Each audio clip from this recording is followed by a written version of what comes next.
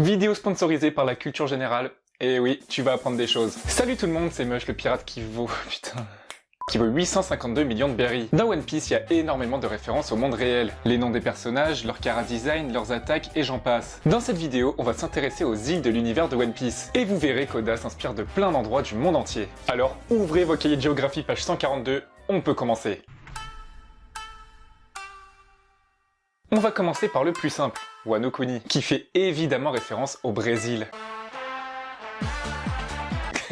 Wano Kuni fait directement référence au Japon. Tout d'abord, Wa est le nom du Japon le plus anciennement connu. Ensuite, évidemment, par ses paysages, on y reconnaît l'ambiance japonisante. Les cerisiers en fleurs, les temples, les sanctuaires. Et lorsque le Sunny arrive à Wano, on y remarque une vague inspirée d'une célèbre estampe japonaise appelée la Grande Vague de Kanagawa, ainsi que des carpes koi, qui sont un symbole de la culture japonaise.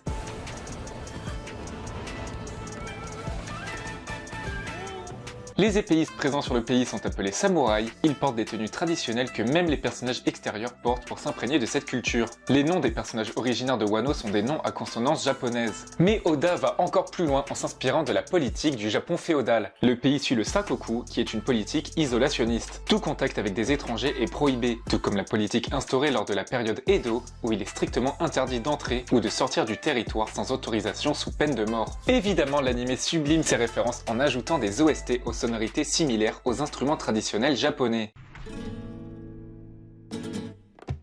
Attention, on change de continent, vous avez de la chance, même avec les mesures sanitaires, je vous offre un tour du monde. Dressrosa fait référence à la culture hispanique, pour les plus cons, à l'Espagne en gros.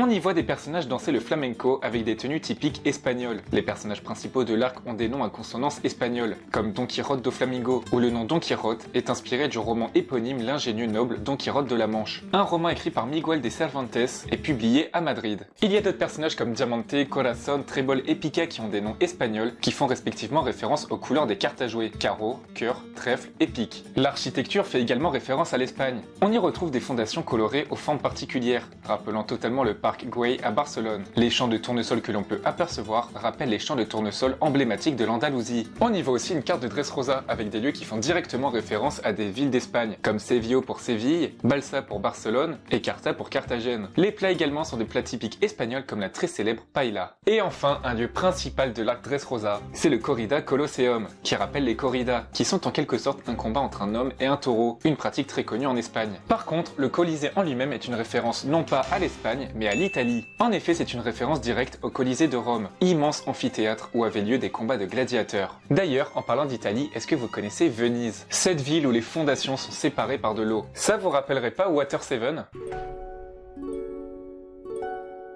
Le seul moyen de transport, c'est les gondoles, et dans One Piece, c'est des animaux appelés boules qui traversent les canaux. Il y a un phénomène propre à Water 7 appelé Aqua Laguna. Il s'agit d'une immense vague qui fonce sur Water 7 et submerge une partie de la ville.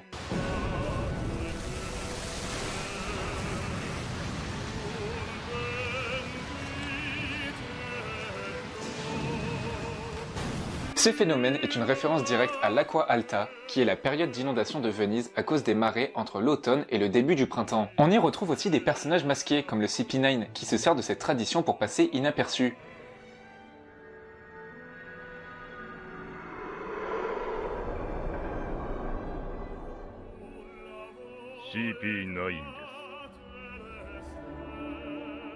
Ces masques rappellent évidemment les masques utilisés pour le carnaval de Venise, une fête traditionnelle italienne remontant au Moyen-Âge.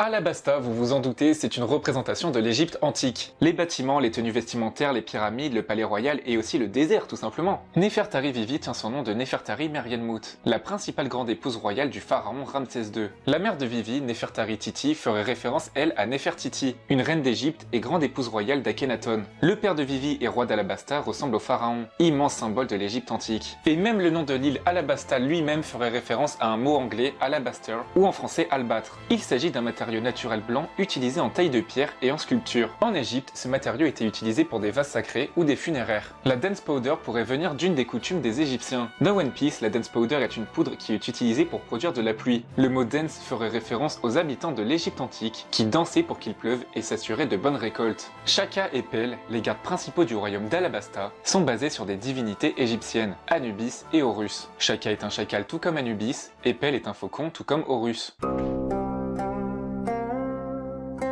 Amazon Lily serait inspiré de la Chine féodale et de l'Asie mineure. On y retrouve une architecture similaire au Hengshan Hanging Temple, connu pour ses architectures directement bâties dans la montagne, ou tout simplement les bâtiments blancs aux colonnes rouges à plusieurs niveaux avec des toits aux bords relevés. Les Kuja, guerrières d'Amazon Lily, font référence aux Amazones, qui dans la mythologie grecque sont un peuple de femmes guerrières vivant dans le nord de l'Asie mineure. Il reste encore plein de lieux de One Piece faisant référence à des endroits du monde réel, mais la plupart du temps ce sont juste des références au niveau de la ressemblance, donc je vais juste citer ceux que je connais. La prison d'Impel Down est basée sur la prison d'Alcatraz, lieu reconnu pour être une prison où il est quasiment impossible de s'évader car entouré par de l'eau. Le château de Marie-Joise fait référence à la France, et notamment au château de Chambord. D'ailleurs, petit fait marrant, le compte Twitter du château de Chambord a tweeté en disant que la ressemblance est frappante, et dommage qu'ils n'ont pas de dragon céleste. Punk Hazard fait référence à l'Islande, lieu où il fait très froid et où on y retrouve des volcans, rappelant le contraste glace et magma dû au combat entre Akainu et Aokiji. Zo, île très particulière car il s'agit d'un éléphant géant, qui fait référence à l'Elephant Rock, situé en Islande et qui, comme son nom l'indique, ressemble fortement à un éléphant. Grey Terminal, une sorte de décharge publique géante, refuge de pirates, bandits et hors-la-loi, et qui fait référence à la Smoky Mountain à Manille, une énorme zone remplie de déchets. Lorsque cette zone existait, des personnes gagnaient leur vie en ramassant les ordures de la décharge. Le royaume de Rommel, si vous vous en souvenez pas, c'est dans le passé de Cavendish où on voit sa forme diabolique Akuma dévaster le royaume. Ce lieu ressemble étrangement à Londres et à son emblématique Big Ben. Le Cap des Jumeaux est inspiré de l'île Thatcher, une petite île du Massachusetts où on y retrouve deux phares jumeaux, d'où le nom de l'île. À Skypiea, on retrouve un haricot géant appelé Giant Jack. C'est évidemment une référence à l'histoire Jack et le haricot magique. Dans cette histoire, Jack a des haricots qui sont magiques. Lorsqu'ils sont plantés, une gigantesque tige pousse jusqu'au ciel. L'apparence du baratier est basée sur le Banzai River Cruise, un bateau-restaurant qui propose des repas l'après-midi ou le soir pendant une croisière sur le long de la rivière Saigon, au sud du Vietnam. Hop, vous avez bouffé des cours d'histoire et de géographie pendant cette vidéo et vous pourrez épater vos amis fans de One Piece en leur parlant de ces références culturelles. Il y en a sans doute d'autres, n'hésitez pas à les mettre en commentaire. Mets un pouce bleu, abonne-toi pour augmenter ma prime, on se retrouve pour une prochaine vidéo. Ciao tout le monde!